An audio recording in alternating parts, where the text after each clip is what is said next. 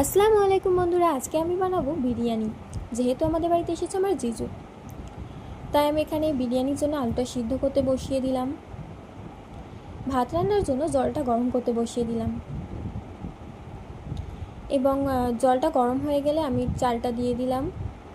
এদিকে আলু যেহেতু সিদ্ধ হয়ে গেছে, সেই জন্য আমি আলুগুলোকে ভালো করে ভেজে নেব।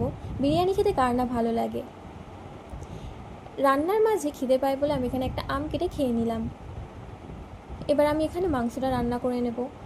কড়াইতে দিয়ে দিলাম তেল, পেঁয়াজ কুচি। এদিকে ভাত অলমোস্ট রেডি হয়ে গেছে। তারপর আদা রসুন এবং লবণ দিয়ে আরও ভালো করে পেঁয়াজটাকে লাল করতে হবে। পেঁয়াজটা আরও ভালো করে লাল হয়ে গেলে এখানে আমি সব মাংসগুলো দিয়ে দেব।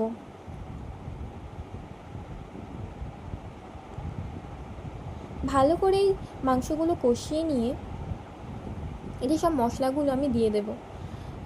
ধনে গুঁড়ো, জিরে গুঁড়ো, লঙ্কা গুঁড়ো, হলুদ গুঁড়ো, যা মশলা লাগে সবগুলো আমি দিয়ে দেব।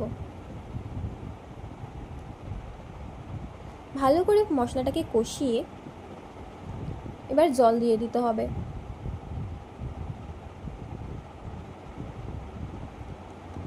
বিরিয়ানির জন্য এদিকে আমি বিরিয়ানির জলটা তৈরি করে নেব। গরম জল করে রেখেছিলাম, দুধটা গুলে নিয়ে এটা আমি কেওড়া ওয়াটার, রোজ ওয়াটার, মিষ্টি আতর, ফ্লেভার, জাফরান যেগুলো লাগে আমি সেগুলো দিয়ে জলটা রেডি করে নেব।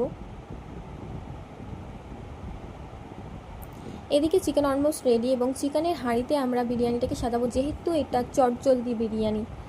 তো আলুগুলো সাজিয়ে মা যেভাবে পরপর লেয়ার করে বিরিয়ানিটা সাজায়, সেভাবে মা বিরিয়ানিটা সাজিয়ে নিল। আপনারা পুরো ভিডিওর মাধ্যমে সেটা দেখতে পেলেন। লাস্টে ঘি দিয়ে মা হালকা আঁচে বসিয়ে দিল। এদিকে বিরিয়ানি আমাদের রেডি। তো বিরিয়ানিটা অনেক টেস্টি হয়েছিল, আপনারা বাড়িতে অবশ্যই ট্রাই করবেন।